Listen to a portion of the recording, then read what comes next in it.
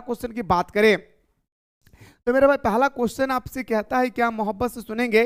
पहला क्वेश्चन कहता है भारतीय संविधान का निर्माण कब हुआ था। आपको मेरे भाई एकदम मोहब्बत से लिखना है क्या है कि भारतीय संविधान का निर्माण कब हुआ था। भारतीय संविधान का निर्माण एक संविधान सभा द्वारा किया गया था।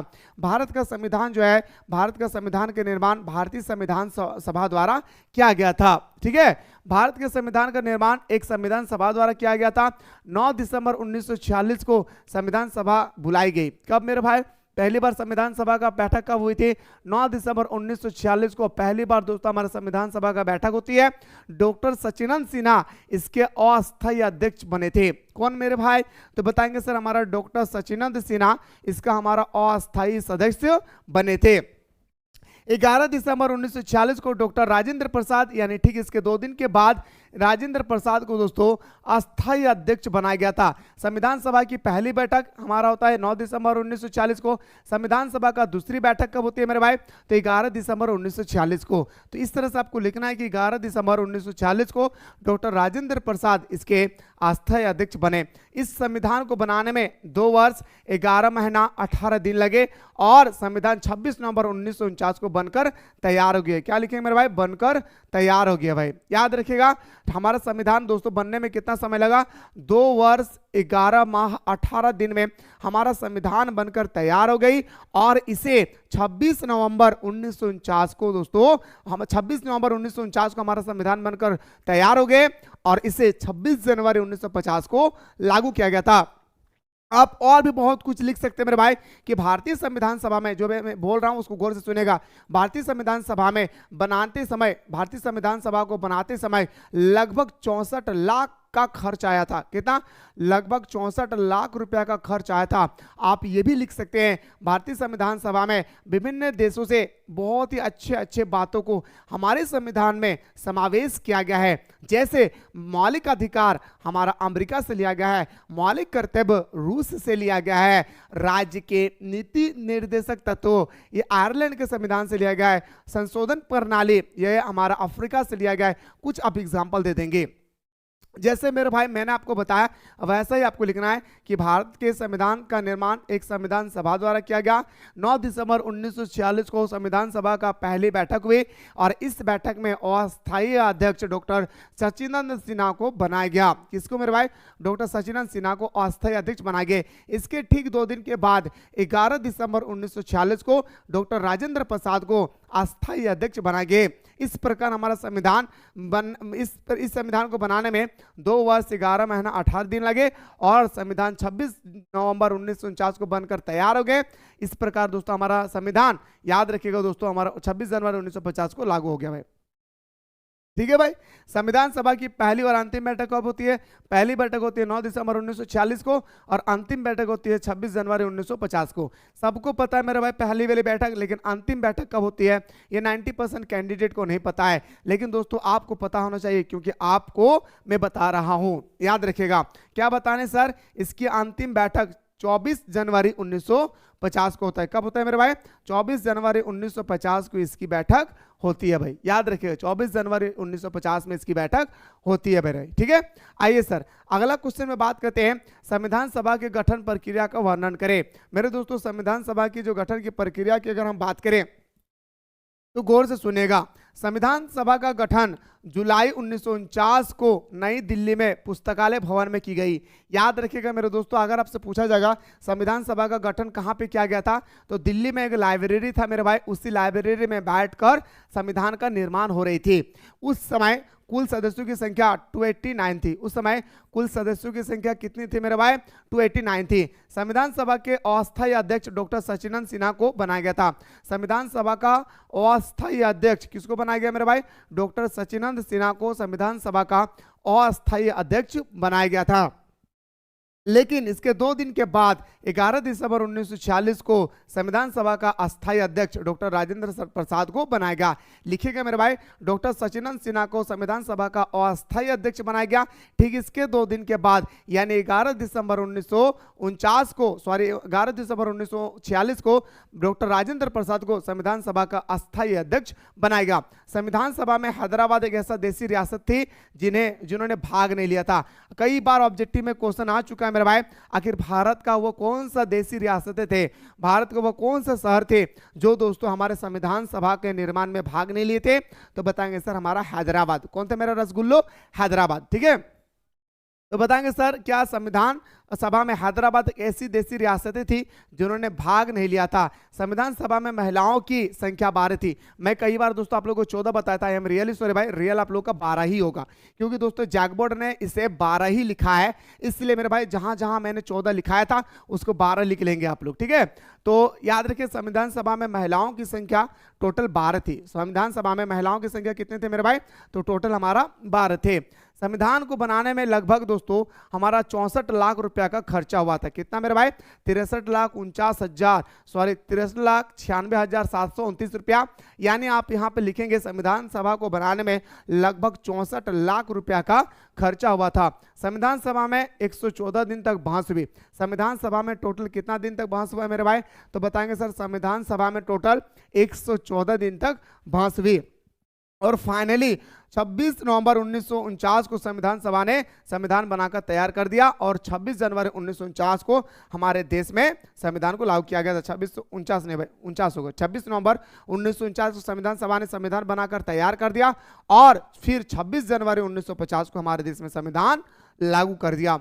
इस प्रकार मेरे दोस्तों आपको संविधान सभा का गठन की प्रक्रिया के बारे में विस्तार पूर्वक मेरे भाई एक एक पॉइंट को आपको लिखना है, जैसे मेरे रसगुल्ला मैंने आप लोगों को बताया है भाई। ठीक है, अब ये क्वेश्चन मेरे भाई आपके पेपर में छपेगा नहीं, छप चुका है। जी हाँ, बिलीव नहीं होता तो जाके जैकबोर्ड जाके देखिए, ये क्वेश्चन छपेगा नहीं, छप चुका है। आपके पेपर में ये क्वेश्चन आएगा ही आएगा। और मेरे रसगुल्लो इस बात को याद रखेगा, भारतीय संविधान की बहुत सारी विशेषताएं होती है। आप मेरे भाई इसके अलावा आप बहुत सारे विशेषता लिख सकते हैं। सबसे पहले मेरी विशेषता को देखें, फिर मेरे दोस्तों आपको बताऊंगा आप इसके अलावा भी और क्या क्या लिख सकते हैं। और ये क्वेश्चन आपके पेपर में 5 मार्क्स का छपेगा नहीं, छप चुका है। आइए सर, भारतीय संविधान की बहुत सारी विशेषताएं भाई याद रखें मेरे भाई, भारत की संविधान की बहुत सारी विशेषताएं भाई। देखिए मेरे रसगुल्लो, भारतीय संविधान की प्रमुख विशेषता निम्नलिखित है। जब भी ये क्वेश्चन आए मेरे भाई, सबसे पहले आप भारतीय संविधान के बारे में कुछ लिखेंगे। क्या लिखेंगे मेरे भाई? जैसे मैंने आपको बताया, मैं नहीं लिखा हूं भाई क्योंकि मैंने आपको ऊपर में बता चुका हूं, लेकिन डायरेक्टली आपको ऐसा नहीं लिखना है आंसर, कुछ डिफिनेशन देना है दोस्तों संविधान के बारे में। जैसे भारतीय संविधान का पहली बैठक 9 दिसंबर 1946 को हुआ, और उस समय संविधान सभा का अस्थायी अध्यक्ष डॉक्टर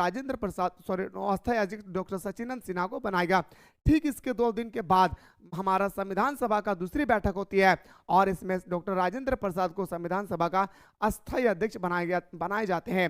संविधान सभा में टोटल 114 दिन तक बहस हुई, जिसमें दोस्तों हमारा संविधान 26 जनवरी, जी हाँ 26 नवंबर 1949 को बनकर तैयार हुई, और फाइनली इसे दोस्तों याद रखेगा 26 जनवरी 1950 को इसमें लागू किया गया। इसके बाद लिखेंगे भारतीय संविधान की बहुत सारी विशेषताएं, जो विशेषताएं दोस्तों आप लोग हमारे पास अभी देख रहे हैं।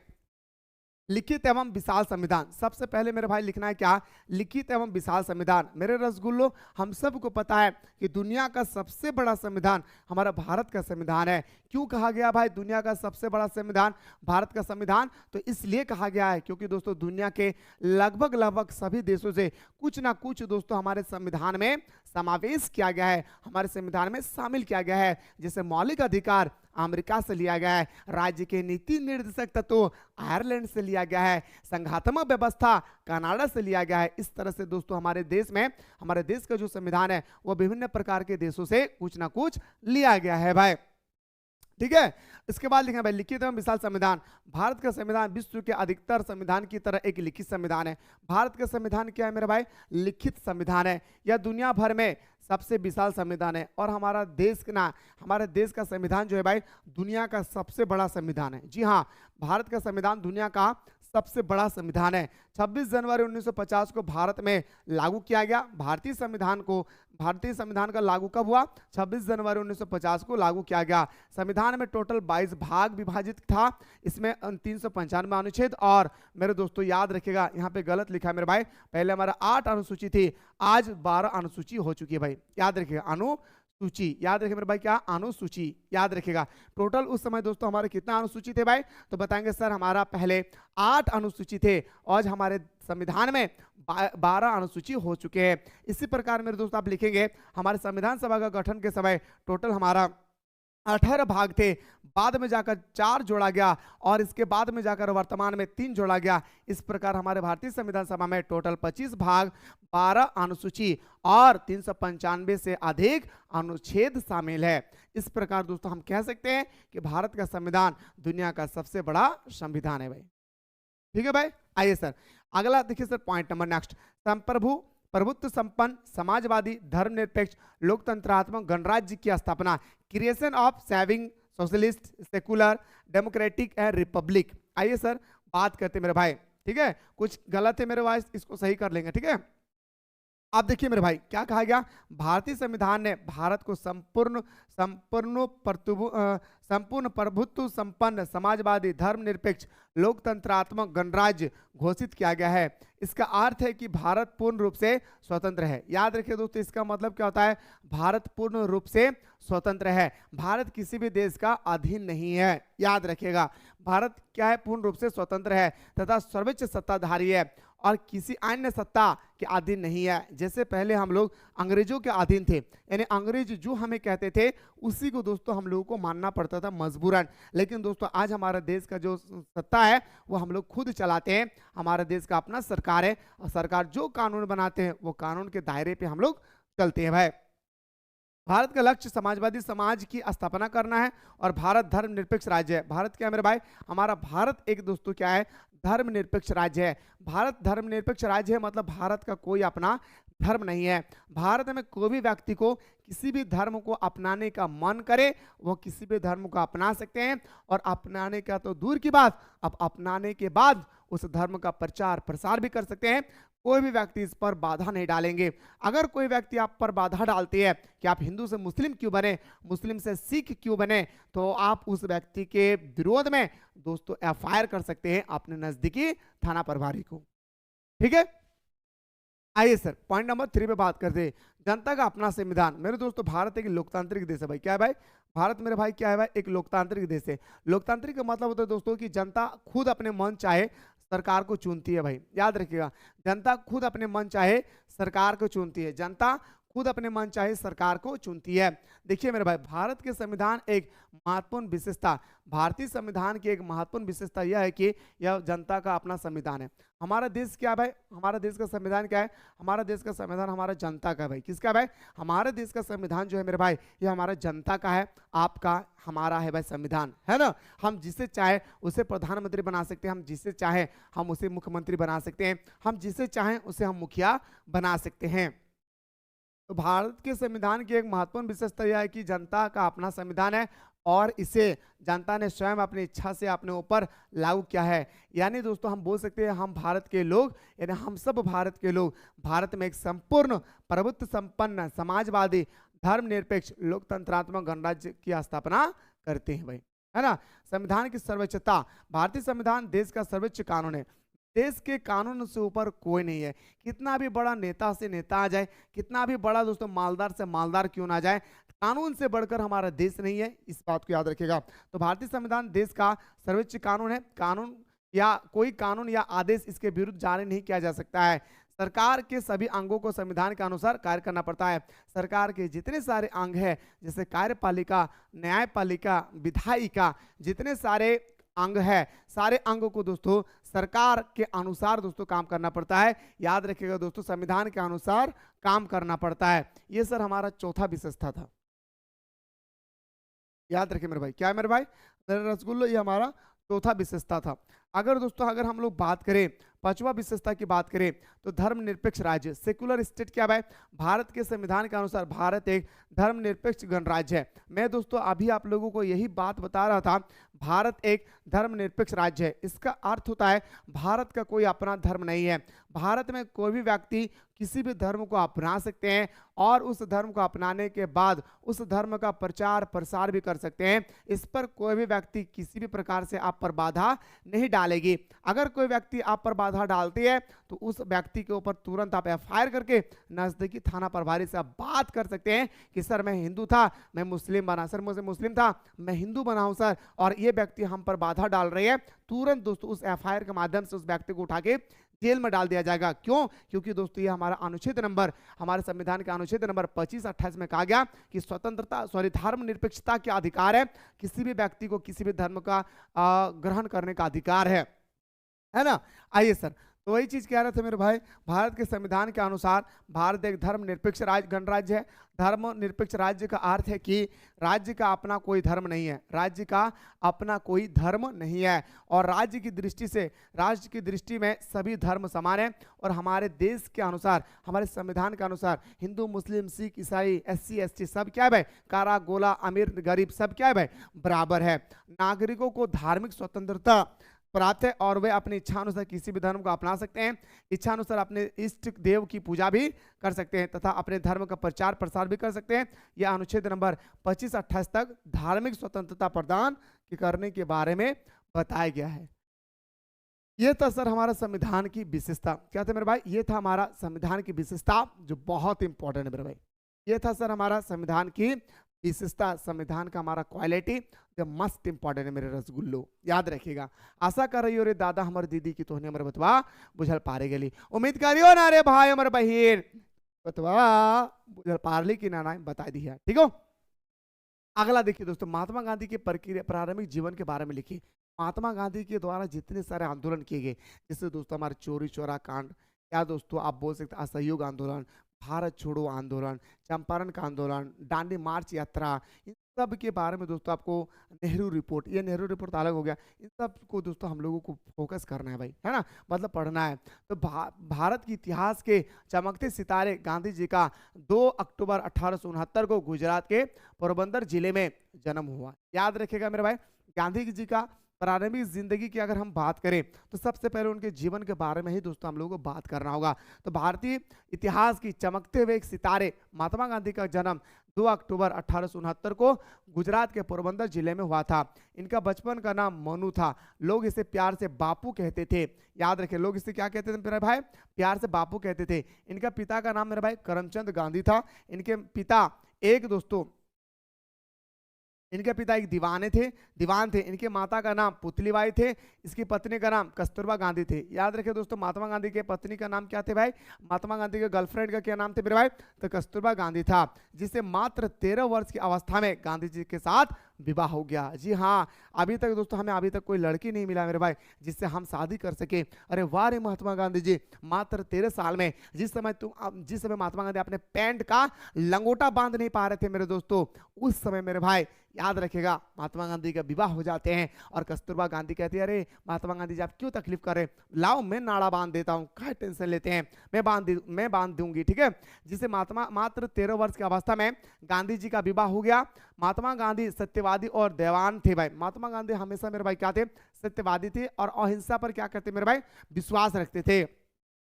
मात्र 24 वर्ष की उम्र में वकालत की शिक्षा ग्रहण करने के लिए वह इंग्लैंड चले गए। डेट मेंशन कीजिएगा मेरे भाई, कब इंग्लैंड गए तो बताएंगे सर 1893 को महात्मा गांधी दोस्तों वकालत की डिग्री हासिल करने के लिए वह इंग्लैंड चले गए। कहाँ मेरे भाई? तो बताएंगे सर वो इंग्लैंड चले गए, ठीक है। महात्मा गांधी का मानना था कि बच्चों का प्रथम पाठशाला उनका परिवार है। हमें भी मानना चाहिए कि बच्चों का प्रथम पाठशाला उनका परिवार है, ठीक है। माता पिता का आचार विचार का प्रभाव बच्चों के मस्तिष्क पर पड़ता है।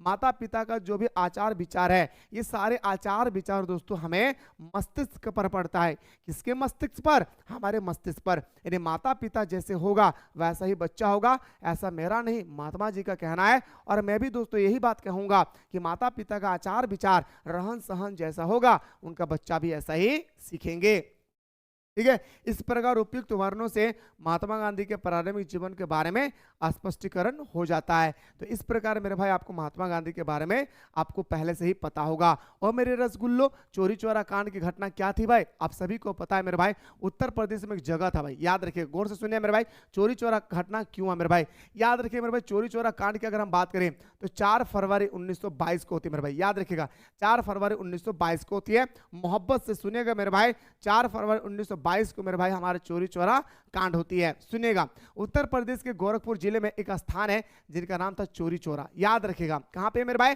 कई बार एग्जाम में पूछा जाता है कि चोरी चोरा जगह कहां पर स्थित है, तो आपको बताना होगा मेरे भाई क्या, उत्तर प्रदेश। क्यों बोल रहा हूं, क्योंकि दोस्तों पिछले साल यानी 2024 के एग्जाम में यह पूछा गया था कि चंपारण किस जिले में स्थित है, तो आपको बताना होगा भाई बिहार में, किस राज्य में, सॉरी, तो बिहार में आपको बताना होगा। ठीक है, तो गौर से सुनिएगा।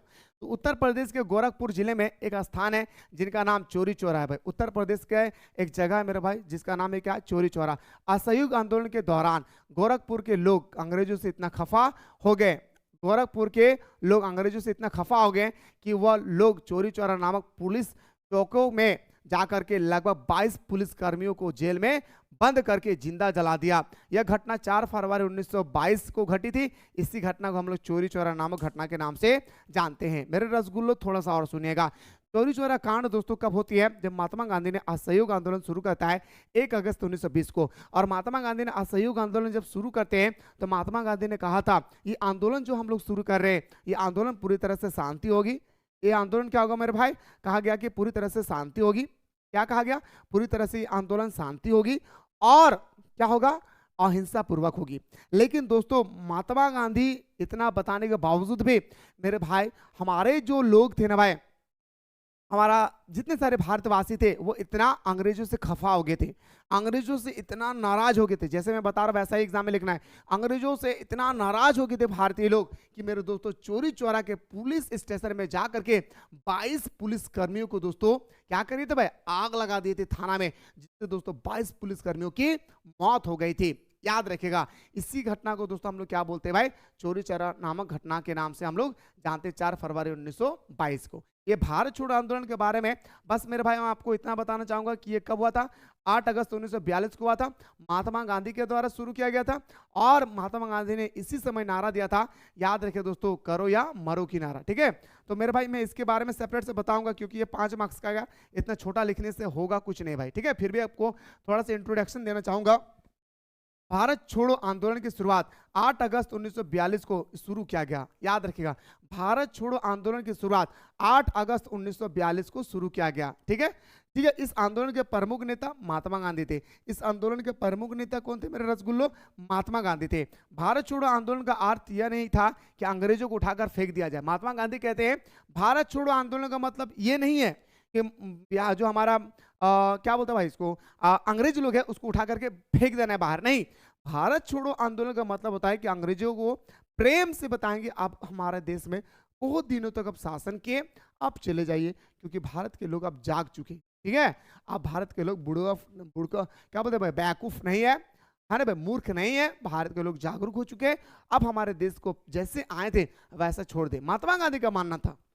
ठीक है भाई, इसलिए महात्मा गांधी ने इस आंदोलन में एक नारा दिया था, करो या मरो। कितना बार दोस्तों ये क्वेश्चन पूछा गया है कि किस आंदोलन में ये नारा दिया गया था, करो या मरो, तो मेरे दोस्तों भारत छोड़ो आंदोलन। तो मेरे भाई रसगुल्लो सुनिएगा, भारत छोड़ो आंदोलन की शुरुआत 8 अगस्त 1942 को शुरू किया गया। इस आंदोलन के प्रमुख नेता महात्मा गांधी थे। भारत छोड़ो आंदोलन का अर्थ यह नहीं था कि अंग्रेजों को उठा करके फेंक दिया जाए, इनका अर्थ केवल सत्ता का हस्तांतरण करना था, सत्ता को पलट देना है। अभी अंग्रेजों का शासन चल रही है, अब हमारा शासन चलेंगे। ठीक है, बाकी दोस्तों मैं आपको और बेटर तरीके से मेरे दोस्तों मैं आपको बताने की पूरी कोशिश करूंगा। अब आते हैं सर हमारा खिलाफत आंदोलन। याद रखिए दोस्तों, खिलाफत आंदोलन के बारे में हम लोग सबसे पहले बात करते हैं दोस्तों क्या है खिलाफत आंदोलन। ठीक है भाई, फिर मेरे दोस्तों आपको बेटर तरीके से मैं आपको बताऊंगा कि इसका महत्व क्या है। ठीक है, सुनिएगा, खिलाफत आंदोलन के बारे में दोस्तों मैं आपको बहुत ही सुंदर तरीके से बता रहा हूं। देखिए दोस्तों, प्रथम विश्व युद्ध हम सबको पता है, बचपन से ही दोस्तों हम लोग माँ के पेट से ही पढ़ के निकले हैं कि प्रथम विश्व युद्ध जो होता है वो 1940 से लेकर के 1980 तक हमारा प्रथम विश्व युद्ध होता है। कब होता है मेरे भाई, 1914 से 1918।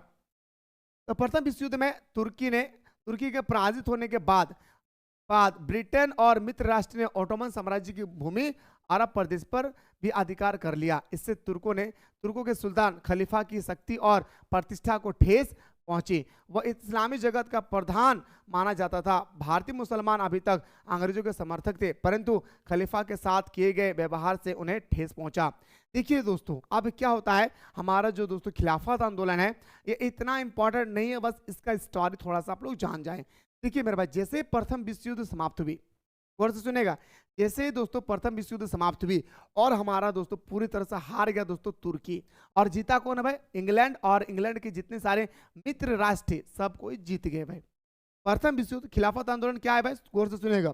जैसे ही दोस्तों हमारा प्रथम विश्व युद्ध समाप्त हुई, प्रथम विश्व युद्ध में तुर्की पूरी तरह से हार गए, और दोस्तों अंग्रेज यानी हमारा ब्रिटेन, इंग्लैंड के लोग जीत गए। इंग्लैंड के अलावा जितने सारे मित्र राष्ट्र दोस्ताना जो देश थे वो भी जीत गए, और दोस्तों उन्होंने ऑटोमन साम्राज्य की भूमि अरब प्रदेश पर भी अधिकार कर लिया।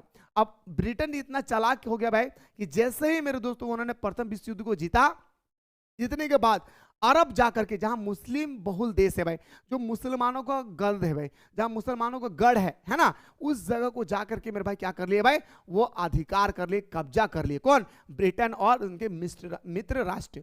इससे तुर्कों के सुल्तान, जिसे हम लोग खलीफा बोलते भाई, इससे तुर्कों के सुल्तान यानी जो हमारा प्रथम विश्व युद्ध में हार चुका है, तुर्कों के सुल्तान की शक्ति और प्रतिष्ठा को ठेस पहुंचा। अरे भाई आप जाकर के अरब देश, अब मैं हार गया हूं, ये अलग बात है।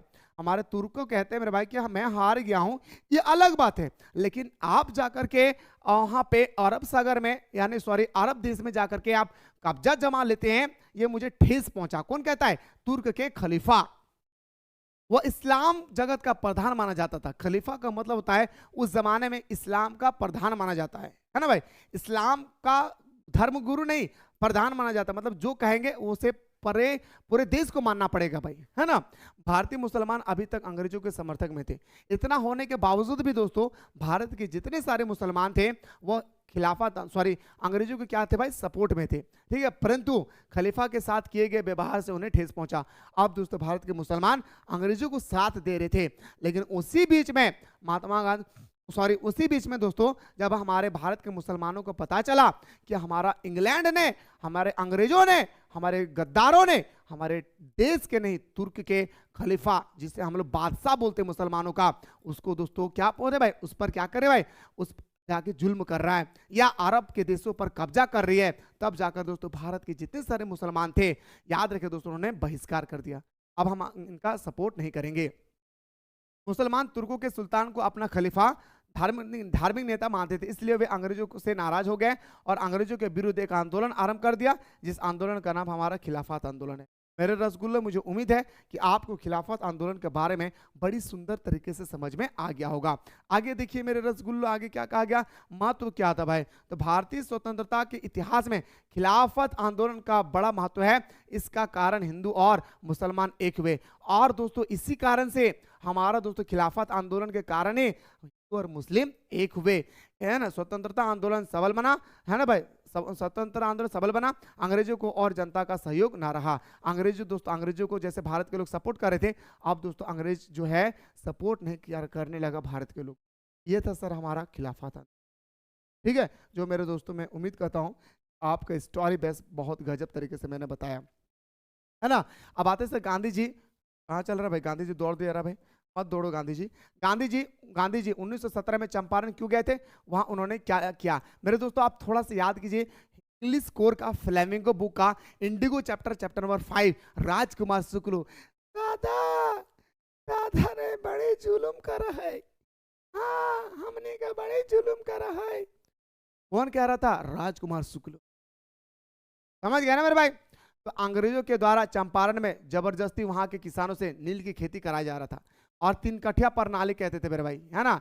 यानी 3 किलो अनाज में 1 किलो भारत के लोगों को मिलता था, 2 किलो अंग्रेज लेकर अपने देश चले जाते थे, ठीक है। तो अंग्रेजों के द्वारा, और ये भी बोल सकते हैं सर 3 कठिया प्रणाली का मतलब होता है सर क्या, कि 2 जगह पे नील की खेती होता था और एक जगह पे आप जो फसल उगाना चाहते थे आपकी मर्जी है, ठीक है। तो अंग्रेजों के द्वारा चंपारण में जबरदस्ती वहां के किसानों से नील की खेती कराया जा रहा था। रामसाद शुक्ल, राजकुमार शुक्ल गलत लिखा है मेरे भाई, ठीक है। अगला है जो टाइप किया है राजकुमार शुक्ल, ठीक है, आप लिख लेंगे भाई।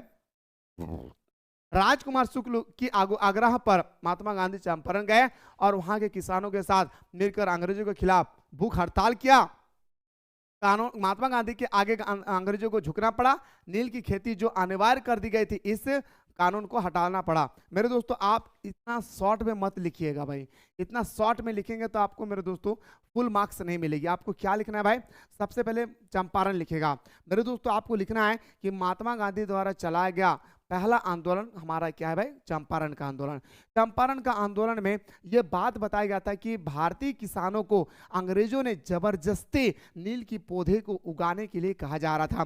बार बार नील का पौधा उगाने से हमारे मिट्टी की उर्वरक क्षमता कम हो रही थी। इसी बीच में हमारा राजकुमार शुक्ल एक व्यक्ति है, जो व्यक्ति ने सबसे पहले सोचा, अरे इस देश में कोई नेता आया है, विदेशों से पढ़ के, हो सकता है कि मेरे बात को बताएं और हमारे बात को वो सुन ले। तब जाकर दोस्तों हमारा राजकुमार शुक्ल कहता है, चलो भाई चलो चलो चलो चलो हम उस नेता को ढूंढते हैं। इस प्रकार दोस्तों ढूंढते ढूंढते ढूंढते ढूंढते वो कहाँ पहुंच गए, तो बताएंगे सर वो पूरी तरह से पहुंच गए कहाँ पे, तो लखनऊ पहुंच गए। उस समय लखनऊ अधिवेशन हो रही थी 1916 में। महात्मा गांधी भाषण दे रहे थे और उस समय महात्मा गांधी के भाषण को देकर राजकुमार शुक्ल खुश हुए और उन्होंने कहा मेरा काम बन गया, अब हमारा जो है हमारे पर जो जुल्म हो रही थी वो नहीं हो पाएगा।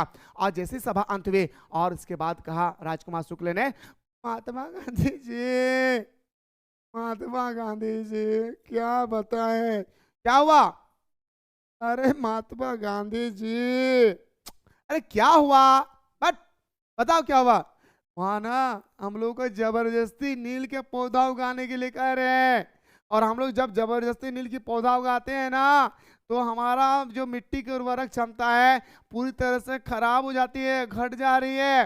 नहीं, मुझे विश्वास नहीं है, नहीं सुनो, मैं तुम्हारी बात नहीं सुनूंगा, तो आप वहां पे आइए, मैं जा रहा हूं कोलकाता, कोलकाता में आप आके बात कीजिए, ये सब मुझे विश्वास नहीं लग रहा। महात्मा गांधी के साथ ही दोस्तों राजकुमार शुक्ल क्या करते भाई, वो महात्मा गांधी का पीछे पीछे कोलकाता पहुंच गए। और कोलकाता में अधिवेशन हो जाने के बाद मेरे दोस्तों पूरी तरह से महात्मा गांधी अपने विस्तार पूर्वक राजकुमार शुक्ल से बातचीत किए, और इतना करने के बावजूद भी राजकुमार शुक्ल का बात पर विश्वास नहीं होते हैं, कहते चलो भाई। तब जाके दोस्तों पाटना स्टेशन पे उतरते हैं। उतरने के बाद दोस्तों बहुत स्टोरी है, उतरने के बाद बहुत कुछ होता है, मैं नहीं बता रहा हूँ। उसके बाद दोस्तों किसानों से गाँव गाँव जा करके किसानों से बातचीत किए, क्या सच में ऐसा हो रहा है। सभी किसानों ने कहा हाँ भाई, हाँ हाँ गांधी जी ऐसा ही हो रहा है, जबरदस्ती नील की खेती बोने के लिए कहा जा रहा है, जो बिल्कुल हम लोगों पर जुल्म हो रही है ना। इन सब कहने के बावजूद मेरे दोस्तों महात्मा गांधी ने कहा कि कोई वकील है क्या, तो मेरे दोस्तों उस समय वकील था हमारा डॉक्टर राजेंद्र प्रसाद, कलंक है तेरी जिंदगी पे। इस वकील की डिग्री हासिल करने के बावजूद भी आप आपके इलाके क्या, अगर किसानों पर अत्याचार हो रही है तो आपकी जो कोर्ट कचहरी की जो काम कर रहे हैं ना, ये कलंक है आप पर। तब जाकर दोस्तों महात्मा गांधी ने कहा गया कि नहीं, इसकी जो फीस है इसको रिटर्न करो। मेरे भाई 50% को वादा किया था, लेकिन मेरे दोस्तों 50% दिया था नहीं भाई, ठीक है ना।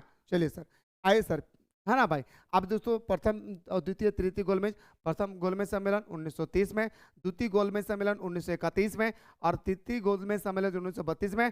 द्वितीय गोलमेज सम्मेलन एक ऐसा सम्मेलन था जो दोस्तों लंदन में हुई थी, और याद रखिएगा मेरे दोस्तों इसी द्वितीय गोलमेज सम्मेलन में महात्मा गांधी ने भी भाग लिया था। क्या मेरे भाई, महात्मा गांधी ने भी भाग लिया था। हम उम्मीद करते हैं मेरे रसगुल्लो कि आप लोगों को बहुत ही सुंदर तरीके से समझ में आ गया होगा। क्या मेरे दोस्तों, क्या मुस्लिम लीग की स्थापना कैसे हुई, इसकी स्थापना के मुख्य उद्देश्य क्या थे। मेरे भाई जैसे ही क्वेश्चन आया मेरे भाई मुस्लिम लीग, तो पता चलता है मेरे भाई कि मुस्लिम लीग, अरे यही तो मुस्लिम लीग है जिसकी स्थापना 1906 में हुआ था भाई, याद रखिएगा।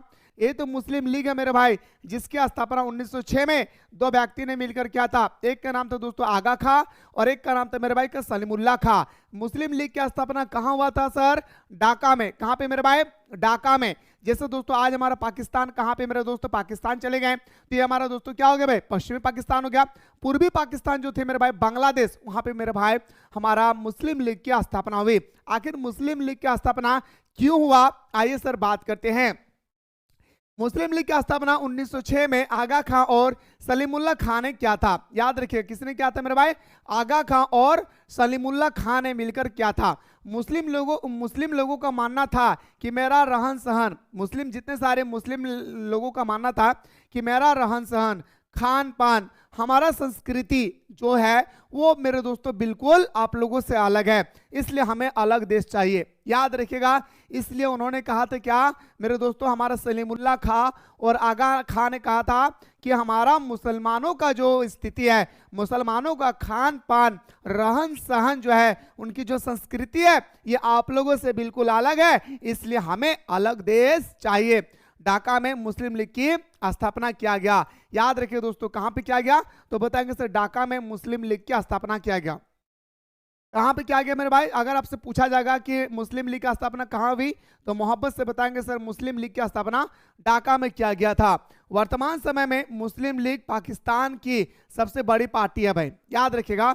वर्तमान समय में अगर हम बात करें, जो हमारा मुस्लिम लीग है ये हमारा पाकिस्तान का सबसे बड़ा पार्टी है। मोहम्मद अली जिन्ना ने भी इस पार्टी का समर्थन किया था।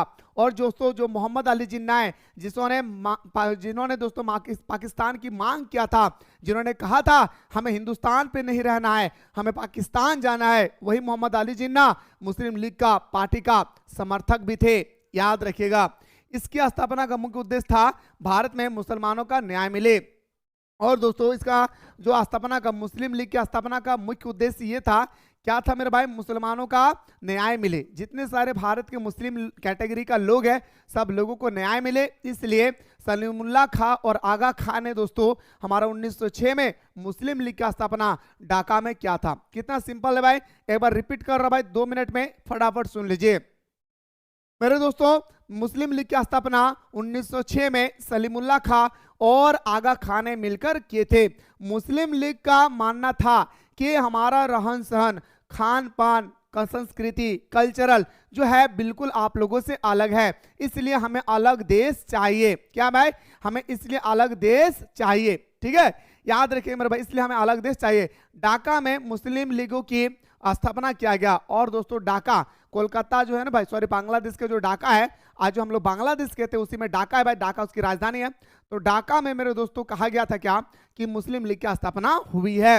वर्तमान समय में मुस्लिम लीग की स्थापना, वर्तमान समय में मुस्लिम लीग जो है मेरे दोस्तों जो पार्टी है, यह पाकिस्तान का सबसे बड़ा पार्टी था।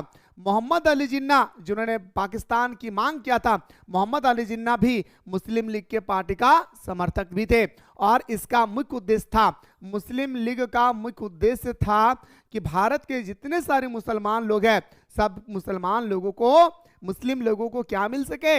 न्याय मिल सके। इसलिए वो चाहते थे हम अलग सा देश चाहिए। और फाइनली 1947 में उन्होंने अपना देश बना लिया भाई, है ना। यह था सर हमारा मुस्लिम लीग। बहुत ही सुंदर तरीके से दोस्तों बताया, बहुत इंपॉर्टेंट क्वेश्चन है भाई, याद रखिए मेरे रसगुल्लो, क्या है? बहुत ही इंपॉर्टेंट है भाई, ठीक है।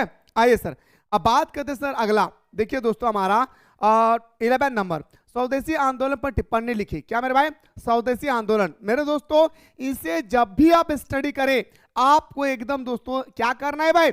एकदम स्टोरी बेस्ड स्टडी करना है। स्वदेशी आंदोलन की शुरुआत बंगाल से हुआ था। इस आंदोलन का मुख्य उद्देश्य था कि आर्थिक दृष्टिकोण से इंग्लैंड को कोई भी मदद ना करना। बस मेरे दोस्तों इसका यही उद्देश्य था। स्वदेशी आंदोलन का मकसद ये था कि यह आंदोलन शुरुआत जो हुई थी, स्वदेशी आंदोलन की जो शुरुआत हुआ था, ये हमारा दोस्तों बंगाल से शुरू हुआ था। और इस आंदोलन का मुख्य उद्देश्य था कि आर्थिक दृष्टिकोण से अंग्रेजों को सहयोग नहीं करेंगे। आर्थिक दृष्टिकोण से हम लोग क्या करेंगे? अंग्रेजों को सहायता नहीं करेंगे, मतलब अंग्रेजों को हम लोग क्या हेल्प नहीं करेंगे। और इस आंदोलन में यह भी कहा गया था, स्वदेशी आंदोलन में, कि विदेशी कपड़ा का बहिष्कार किया जाए, विदेशी कपड़ा का बहिष्कार किया जाए। छात्र कॉलेज और स्कूल जाने से, याद रखिएगा, मना किया जाए। छात्रों को स्कूल और कॉलेज जाने से मना किया जाए। आप लोग पॉइंट टू पॉइंट लिखेगा, मैं जैसे बता रहा हूं, छात्र को स्कूल और कॉलेज जाने से मना किया जाए, विदेशी कपड़ा का बहिष्कार किया जाए, वकील को वकालत जाने से मना किया जाए। जितने सारे सरकारी कर्मचारी है, सारे कर्मचारी को मेरे दोस्तों ऑफिस जाने से मना कर दिया जाए। इस तरह से जब हम लोग सारे अंग्रेजों को दोस्तों सपोर्ट करना बंद कर देंगे, तो अंग्रेजों को लगने लगेगा कि अब हमसे अकेला नहीं हो पाएगा, अब हमें भारत को आजादी देना होगा। इसलिए मेरे दोस्तों बंगाल में हमारा स्वदेशी आंदोलन की शुरुआत किया गया था। दुनिया का मेरे रसगुल्लो क्या हुआ था? यह आंदोलन की शुरुआत बंगाल से हुआ था। इस आंदोलन का मुख्य उद्देश्य था कि आर्थिक दृष्टिकोण से इंग्लैंड, याद रखें, इंग्लैंड को कोई भी मदद ना किया जाए या मदद ना दिया जाए। इसलिए इस आंदोलन के दौरान अंग्रेजों के द्वारा बनाए हुए किसी भी वस्तु का उपयोग करने से बहिष्कार कर दिया गया। और कहा अंग्रेजों के द्वारा जितने सारे वस्तु हमारे देश में बिक रही है, इन सारे वस्तु का हम लोग बहिष्कार करें। क्या करें मेरे रसगुल्लो? इन सारे वस्तुओं का हम लोग क्या करें? बहिष्कार करें। समझ रहे हैं भाई? इन सारे वस्तु को क्या करना है भाई? बहिष्कार करना है। यानी अंग्रेजों के द्वारा बनाए गए वस्तु या अंग्रेज जो भी वस्तु बेच रहे, इन सारे वस्तु का हम लोगों को बहिष्कार करना है। ठीक है, कई जगह विदेशी कपड़े की होली जलाई गई, मतलब दोस्तों विदेशी कपड़ा को जलाया गया। इस आंदोलन में भारतीयों ने अंग्रेजों को किसी भी प्रकार से सहयोग देने से मना कर दिया। इस प्रकार स्वदेशी आंदोलन का स्पष्टीकरण हो जाता है। और दोस्तों स्वदेशी आंदोलन के दौरान क्या क्या घटना घटी, आप सभी को दोस्तों मैं जैसे बताऊं वैसा ही लिखना है। पहला लिखना है मेरे भाई क्या? स्वदेशी आंदोलन में यह कहा गया था, निम्नलिखित बातें कहा गया था। स्टूडेंट्स को स्कूल और कॉलेज जाने से मना किया गया था। वकील को वकालत जाने से मना किया गया। जितने सारे सरकारी दफ्तर थे, जितने सारे सरकारी कर्मचारी थे, सारे सरकारी कर्मचारियों को ऑफिस जाने से इनकार किया गया। विदेशी कपड़ों का बहिष्कार किया गया। इन सब के वजह से दोस्तों हमारा स्वदेशी आंदोलन की शुरुआत हुई। इन दौरान मेरे दोस्तों स्वदेशी आंदोलन के दौरान ये सब घटना घटी भाई। तो ये था सर हमारा स्वदेशी आंदोलन मेरे दोस्तों, जो मैंने आप लोगों को सुंदर तरीके से बताया भाई, याद रखिए। ठीक है, तो मेरे भाई उम्मीद करता हूं कि आपको ये दो क्वेश्चन बड़ी सुंदर तरीके से समझ में आ गया होगा। मुस्लिम लीग की स्थापना कैसे भी, और इसकी स्थापना का उद्देश्य क्या था, स्वदेशी आंदोलन के बारे में। अब बात करते सर अंग्रेजों ने भारत को क्यों छोड़ा, भारत छोड़ने का क्या कारण थे भाई? तो मेरे दोस्तों महात्मा गांधी ने लगातार प्रयासों के द्वारा एक दिन ऐसा आया कि अंग्रेज भारत को छोड़ने के लिए मजबूर हो गए। मेरे दोस्तों यही तो हमारा महात्मा गांधी थे मेरे रसगुल्लो, जो 1917 के चंपारण से लेकर के 1942 के भारत छोड़ो आंदोलन तक मेरे भाई इतना भयंकर आंदोलन किए कि मेरे दोस्तों महात्मा गांधी के लगातार प्रयास से अब अंग्रेजों को लगने लगा, अरे टकले तेरे अंदर में दम है, अरे टकले तेरे अंदर में ताकत है, अब हमें आपका देश छोड़कर हम लोग जा रहे हैं, टेंशन ना लेना, हो सके तो बाल उगा लेना, हम लोग जा रहे हैं। हम लोग को पता चल गया आप कितना शक्तिशाली व्यक्ति है, आपने अकेले हम सब अंग्रेजों को हिला डाला, है ना।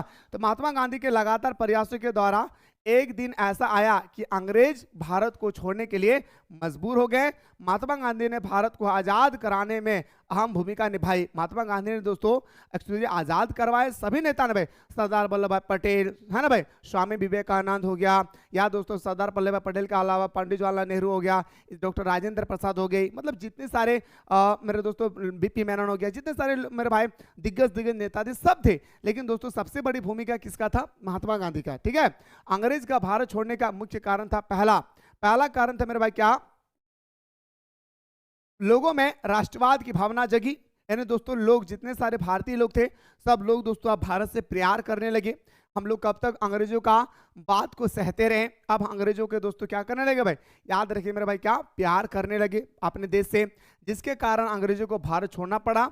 दूसरा कारण महात्मा गांधी के द्वारा लगातार आंदोलन करने के कारण अंग्रेजों को भारत छोड़ना पड़ा। और महात्मा गांधी यही तो था मेरे भाई जो लगातार आंदोलन कर रहे हैं। 1917 में दोस्तों चंपारण आंदोलन, 1919 में दोस्तों हमारा जालियांवाला बाग हत्याकांड हो गई, 1920 में असहयोग आंदोलन हो गया, चोरी चोरा कांड हो गया, बरदौली का आंदोलन हो गया। इन सब आंदोलन के कारण महात्मा गांधी अंग्रेजों को लगने लगा अब हमारा चारा चलने वाला नहीं है। कहां पे? तो मेरे दोस्तों भारत में। यूएनओ के, अभी यूनाइटेड नेशन, आप लोग पॉलिटिकल साइंस में पढ़े होंगे, यूनाइटेड नेशन के लगातार इंग्लैंड पर दबाव बनने के कारण भारत को आजाद करना पड़ा। और यूएनओ दोस्तों हम सबको पता है कि 1945 में दोस्तों हमारे यूएनओ की स्थापना हुई और उस समय भारत भी इसका अंग था। भारत ने एक लेटर लिखा, किसको भाई? यूएनओ को, और कहा अरे यूएनओ देखो ना अंग्रेज हमारे देशों पर आकर के जुल्म कर रहे हैं, ऐसे कैसे हो सकता है, आओ ना भाई थोड़ा सा इनको समझाओ। तब जाकर दोस्तों यूएनओ ने समझाया और इंग्लैंड हमारे देश छोड़कर चले गए। ये था सर हमारा भारत छोड़ो आंदोलन, अंग्रेजों ने भारत छोड़ने का क्या कारण था मेरे दोस्तों, मैं आप लोगों को सुंदर तरीके से बताया हूं भाई। ठीक है, आप देखिए मेरे भाई अगला जो क्वेश्चन है आपका, question number next sir, Bardoli आंदोलन का क्या महत्व है? सबसे पहले आप लोग जानिए बरदौली आंदोलन कब हुआ था मेरे भाई, तो बताएंगे सर हमारा 1928 में हुआ था। गौर से लिखिएगा भाई, बरदौली आंदोलन दोस्तों 1928 में हुआ था।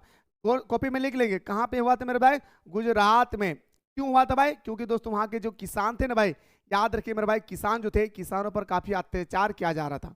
अंग्रेजों ने दोस्तों किसानों पर काफी अत्याचार कर रहे थे मेरे दोस्तों, इस कारण से किसान मजबूर होकर, हाँ भाई मजबूरन दोस्तों हमारा बरदौली का आंदोलन करना शुरू कर दिया भाई। ठीक है, और दोस्तों इसका सरदार वल्लभ भाई पटेल, याद रखिएगा सरदार, याद रखिए मेरे भाई सरदार वल्लभ वल्लभ वल्लभ भाई पटेल, सरदार वल्लभ भाई पटेल।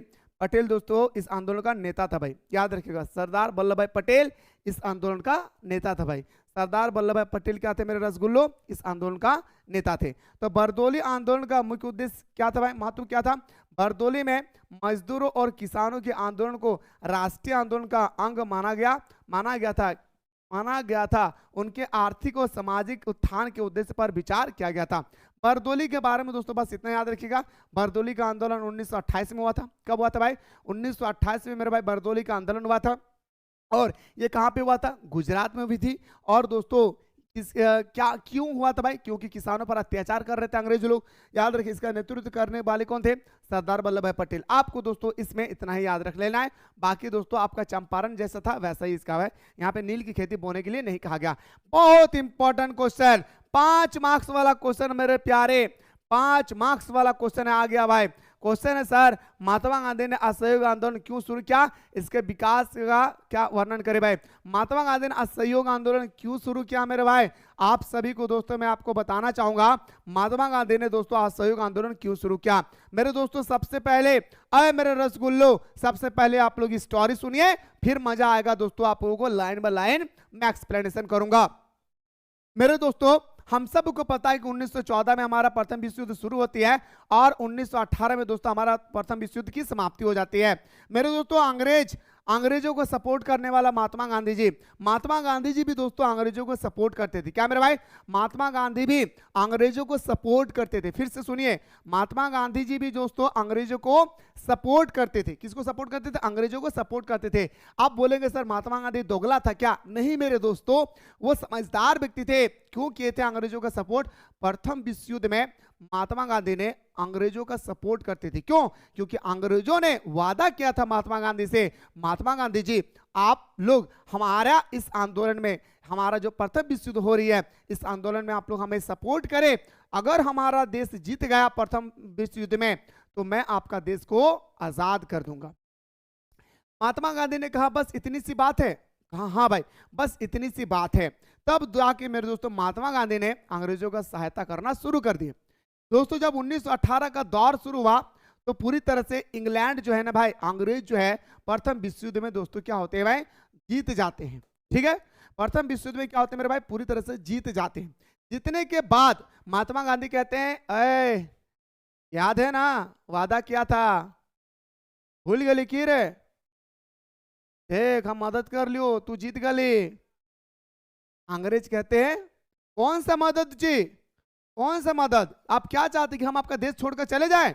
जाओ तेल लगा के सो जाओ। महात्मा गांधी को दोस्तों अंग्रेजों ने ऐसा कहा।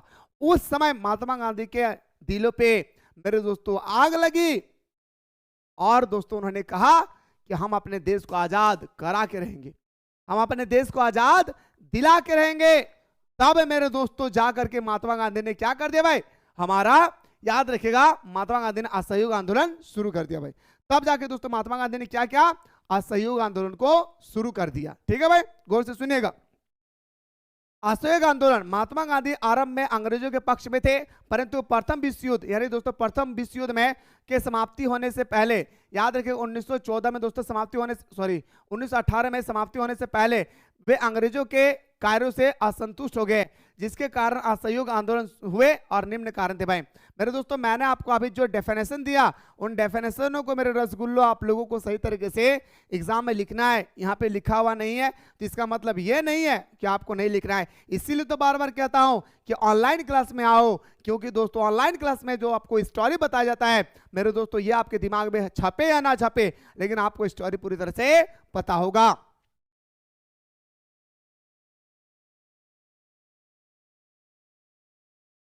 चलिए आगे देखिए मेरे भाई। ठीक है, तो भारतीयों ने प्रथम महायुद्ध में अंग्रेजों को पूरा सहयोग दिया था। अभी बात की है मेरे भाई, अंग्रेजों ने क्या किया भाई? अंग्रेजों ने दोस्तों भारतीय लोगों ने अंग्रेजों को बहुत सहयोग किया। पहला गौर से सुनेगा, भारत ने प्रथम महायुद्ध में अंग्रेजों को पूरा सहयोग दिया, परंतु महायुद्ध की समाप्ति पर अंग्रेजों ने भारतीय जनता को खूब शोषण किया। वादा किया था अंग्रेजों ने कि हम अपना देश को आपका देश को छोड़कर हम चले जाएंगे, लेकिन दोस्तों उन्होंने क्या किया भाई, छोड़कर गया नहीं, जिसके कारण भारत के जितने सारे जनता थे वो सारे जनता नाराज हो गए। दूसरा पॉइंट, महात्मा गांधी प्रथम महायुद्ध के दौरान भारत में प्लेग आदि महामारी फूट पड़ी। और दोस्तों हमारा जब प्रथम विश्व युद्ध हुआ ना भाई, जैसे ही हमारा प्रथम विश्व युद्ध की समाप्ति हुई उसी समय भारत में भयंकर दोस्तों प्लेग बीमारी, जैसे कोरोना वायरस आया था ना पिछले कुछ साल में, इसी तरह से दोस्तों भयंकर दोस्तों हमारा आता है प्लेग बीमारी। प्लेग बीमारी के भाई चूहा से फैलने वाली बीमारी है, प्लेग बीमारी आई और दोस्तों इस महामारी ने पूरे देश को, हमारा भाई आर्थिक स्थिति को दोस्तों चौपट करके रख दिया था, परंतु अंग्रेज सरकार ने उसकी और किसी भी तरह से ध्यान नहीं दिया। अंग्रेज हमारे देश को चला रहे, हमारा अंग्रेज हम सब का दोस्तों हम लोगों को शोषण कर रहे, हम लोग सब उसका गुलाम है, लेकिन हमारे देश में इतनी बड़ी महामारी आ गई मेरे दोस्तों, लेकिन इस महामारी को देखने के लिए अंग्रेज सरकार थोड़ा सा भी ध्यान नहीं दिया। मेरे दोस्तों जनता के दिलों में आग लगी, अरे हमारे देश आए और हमारे देश पर इतने भयंकर बीमारी और हम पर ध्यान ना दे, गलत बात है। महात्मा गांधी ने प्रथम महायुद्ध में अंग्रेजों की सहायता करने का प्रचार इस उम्मीद से किया था कि वे भारत को स्वराज्य प्रदान करेंगे। यानी दोस्तों महात्मा गांधी ने कहा कि मैं ये सोचकर अंग्रेजों को सपोर्ट किया था, मैं ये सोचकर अंग्रेजों को सपोर्ट किया था कि अंग्रेजों ने वादा किया था कि प्रथम विश्व युद्ध की समाप्ति के बाद हम आपके देश को आजाद छोड़ देंगे, लेकिन युद्ध समाप्ति होने के बाद ब्रिटिश सरकार ने गांधी जी की उम्मीद पर पानी फेर दिया। जाओ जाओ तेल लगा के सो जाओ, क्या सोच रहे हो कि हम आपके देश को आजाद छोड़ देंगे, जाओ जाओ सो जाओ तेल लगा के, है ना। अगला सर 1919 में ब्रिटिश सरकार ने रोलेट एक्ट पास किया। क्या मेरे भाई, 1919 में ब्रिटिश सरकार ने रोलेट एक्ट पास किया। फिर से सुनिए, 1919 में ब्रिटिश सरकार ने रोलेट एक्ट पास किया। इस काले कानून के कारण जनता में असंतोष हो गया। मेरे दोस्तों रोलेट एक्ट को हम लोग काला कानून के नाम से भी जानते हैं, इससे कॉपी पेन लेकर आप लोग अपने कॉपी पे लिख लीजिए भाई, ठीक है। तो 1919 में ब्रिटिश सरकार ने रोलेट एक्ट पास कर दिया। इस काले कानून के कारण जनता में असंतोष फैल गया। रोलेट एक्ट गलत लिखा है, सही कर लेंगे। रोलेट एक्ट के विरोध प्रदर्शन के लिए अमृतसर के जालियांवाला बाग में एक विशाल जनसभा हुई। अंग्रेजों ने एक दोस्तों भीड़ में, गलत लिखा है, सही कर लेंगे, ठीक है। क्या लिखे मेरे भाई, अंग्रेजों ने दोस्तों क्या किया, अंग्रेजों ने भीड़ पर गोली चलाई जिससे हजारों लोगों की मर गई, हजारों लोग मारे गए। मेरे भाई आप सभी को पता होगा कि अमृतसर के जालियांवाला बाग में एक विशाल जनसभा हुई और जनरल डायर आए और दोस्तों पानी की पाइप की तरह बंदूक को AK-47 को धड़ धड़ धड़ धड़ धड़ धड़ धड़ धड़ क्या किया मेरे भाई, चलाना शुरू कर दिए, जिस कारण से दोस्तों ना जाने कितने भारतीय लोगों की जान चली गई। भारत के लोग और असंतोष हो गए। सितंबर 1920 में कांग्रेस ने अपना अधिवेशन कोलकाता में बुलाया। इस अधिवेशन में असहयोग आंदोलन का प्रस्ताव रखा गया। याद रखिए मेरे भाई, कांग्रेस ने दोस्तों कोलकाता में जो अधिवेशन रखा था 1920 में, उस अधिवेशन में कहा गया था कि असहयोग आंदोलन का प्रस्ताव रखा गया, जिसे बहुत से पास किया गया और जिससे दोस्तों क्या होगा, जिसे पास किया गया और फिर आंदोलन की शुरुआत हुई। याद रखिए दोस्तों, इस प्रकार हमारा असहयोग आंदोलन की शुरुआत होती है। असहयोग आंदोलन का देखिए दोस्तों, पहला असहयोग आंदोलन में क्या क्या कहा गया भाई, स्वदेशी आंदोलन में ऐसा ही था भाई, ऐसा ही हमारा असहयोग आंदोलन, ठीक है। विदेशी माल का बहिष्कार करके स्वदेशी माल का उपयोग किया जाए। याद रखिए दोस्तों, पहला कहा गया विदेशी माल का बहिष्कार करके, मतलब विदेशी जो अंग्रेजों का जो कपड़ा है, अंग्रेजों का जो मसाला है, इन सब को दोस्तों छोड़ करके अपने देश का कपड़ा पहनो, है ना। विदेशी माल का आविष्कार करके स्वदेशी माल का प्रयोग किया जाए। दूसरा, याद रखिए दोस्तों, ब्रिटिश सरकार द्वारा दी गई उपाधि, यानी दोस्तों ब्रिटिश सरकार ने जितने सारे उपाधि दिए थे, उपाधि मतलब ताज, कोई अच्छा काम करते हैं तो मेरे दोस्तों जैसे आज हम लोग अवार्ड देते हैं ना, उसी तरह से दोस्तों वहां पे उपाधि दिए जाते थे। तो ब्रिटिश सरकार द्वारा दी गई उपाधि तथा अवैतनिक पद छोड़ दिया गया। मतलब जो एक पद दिया था भाई, जैसे दोस्तों आप हमारे देश में अंग्रेज शासन कर रहे हैं तो किसी भी व्यक्ति को दोस्तों कोई तो अच्छा पद पे बैठाएंगे ना, तो वो व्यक्ति को जिस पद में बैठा था उस पद को उन्होंने छोड़ दिया। तीसरा, स्थानीय संस्थाओं में मनोनीत भारतीय सदस्यों द्वारा त्यागपत्र दे दिया गया। और स्थानीय संस्था का मतलब गांव का जो मालिक होता था, उन्होंने भी कहा कि मुझे अब अंग्रेजों का सहयोग नहीं करना है। चौथा, सरकारी स्कूलों तथा सरकार से अनुदान प्राप्त स्कूल में बच्चों को पढ़ने के लिए ना भेजा जाए। यानी अब कहा गया कि अंग्रेजों के स्कूल में पढ़ने के लिए ना भेजा जाए। याद रखिए दोस्तों, वही हो गया भाई, विदेशी कपड़ा का बहिष्कार किया जाए, है ना। वकील को वकालत जाने से मना किया जाए, सरकारी स्कूल में पढ़ने वाले बच्चों को जाने से रोका जाए, यही सब था जो स्वदेशी आंदोलन में थे वही मेरे दोस्तों हमारा याद रखिएगा असहयोग मेरे भाई आंदोलन में भी था। ठीक है, तो मुझे उम्मीद है मेरे रसगुल्लो कि आप लोगों को महात्मा गांधी ने असहयोग आंदोलन क्यों शुरू किया था ये आप लोगों को दोस्तों समझ में आ गया, और इसका विकास कैसे हुआ दोस्तों ये भी आप लोगों को सुंदर तरीके से समझ में आ गया। ये दोस्तों पूरी तरह से 5 मार्क्स का क्वेश्चन है मेरे भाई, जो बहुत ही इंपॉर्टेंट है भाई। ठीक है, अब आते हैं सर सिंधु घाटी सभ्यता। मैं नहीं बताऊंगा भाई सिंधु घाटी सभ्यता, कार्बन के बारे में भी मैं नहीं बताऊंगा मेरे भाई, क्योंकि दोस्तों ऑलरेडी मैं आपको सिंधु घाटी सभ्यता और कार्बन के बारे में दोस्तों इससे पिछले 2 वीडियो में मैं आपको लगातार दोस्तों बताते आ रहा हूं। इसलिए मेरे भाई मैं आपको दोस्तों कार्बन के बारे में और दोस्तों सिंधु घाटी सभ्यता के बारे में बात करने वाला नहीं हूं भाई। पुरातत्व के बारे में भी दोस्तों मैंने आपको बताया था कि खनन के दौरान अगर हम कोई खुदाई कर रहे हैं, खनन के दौरान दोस्तों अगर मुझे कोई ऐसी चीज मिल गई जिससे हमें इतिहास का पता चलता है तो उसे हम लोग पुरातत्व कहते हैं। ठीक है, खनन के द्वारा पृथ्वी के गर्भ से, पृथ्वी के गर्भ मतलब पृथ्वी के अंदर से, पृथ्वी के गर्भ से निकले हुए पदार्थ को पुरातत्व कहते हैं। पुरातत्व सांस्कृतिक भाषा का शब्द है जिसका अर्थ होता है खोदना। पुरातत्व क्या मेरे भाई, एक हमारा सांस्कृतिक भाषा का शब्द है जिसका अर्थ होता है क्या, खोदना। ये दोस्तों आपके लिए मस्ट इंपॉर्टेंट है, ये क्वेश्चन आपके पेपर में 2 नंबर का पूछा जाएगा कि पुरातत्व से आप क्या समझते हैं। जी हाँ मेरे भाई, पुरातत्व से आप क्या समझते हैं मेरे भाई, ये आपको मेरे दोस्तों बेहतर तरीके से समझना होगा। आइए सर मैं आपको फिर से बता रहा हूं भाई, हड़प्पा सभ्यता के बारे में ज्यादा बात नहीं करूंगा मेरे भाई। मैं पिछले 1 साल से लगातार आप लोग हड़प्पा सभ्यता के बारे में बात कर रहा हूं भाई, है ना भाई मेरे दोस्तों। थोड़ा सा मेरे दोस्तों इससे हम लोग यहाँ पे रहने देते हैं मेरे भाई। इससे पहले मेरे दोस्तों मैं चाहता हूं कि जो 5 मार्क्स वाला क्वेश्चन है इसे दोस्तों मैं आप लोगों को सबसे पहले बता दूं भाई। याद रखिएगा मेरे भाई, क्या जो 5 मार्क्स वाला क्वेश्चन है भाई, सबसे पहले दोस्तों आप ये क्वेश्चन को देखिए जो बहुत इंपॉर्टेंट है मेरे भाई। इस क्वेश्चन को हम लोग जितना तारीफ करें उतना कम यार। कोई ऐसा स्थान लाओ मेरे भाई जहां पे ये क्वेश्चन पूछा ना गया है। याद रखिए मेरे भाई, ये क्वेश्चन हो गया, या दोस्तों ये क्वेश्चन हो गया, ये क्वेश्चन हो गया नगर। अभी जो हम लोग सड़क की बात कर रहे थे यहाँ पे ये हो गया मेरे भाई। आइए सर सबसे पहले दोस्तों हम लोग हड़प्पा सभ्यता के सामाजिक एवं आर्थिक धार्मिक स्थिति के बारे में बात करते हैं। हड़प्पा सभ्यता की सामाजिक स्थिति, आर्थिक स्थिति और धार्मिक स्थिति कैसी थी मेरे रसगुल्लो, आपके पेपर में ये 5 मार्क्स का छपेगा। और मेरे मोहब्बत से बोलिए मेरे भाई, कितना मेरे भाई, 5 मार्क्स का छपेगा। कितना मार्क्स का मेरे भाई, 5 मार्क्स का छपेगा। ये मेरे रसगुल्लो गौर से सुनिएगा, जो बहुत ही इंपॉर्टेंट है आपके पेपर के अकॉर्डिंग। याद रखिएगा मेरे भाई, एक बार फटाफट बता दीजिएगा सर। हाँ सर आप बताइए सर 5 मार्क्स वाला क्वेश्चन, और ऐसा बताऊंगा मेरे रसगुल्लो कि आपके दिमाग में सीधा फिट हो जाएगा, यकीन मानिए। सारा स्टूडेंट्स मेरे भाई दवा करके कमेंट करें सर 5 मार्क्स वाला क्वेश्चन जल्दी से बता दीजिए।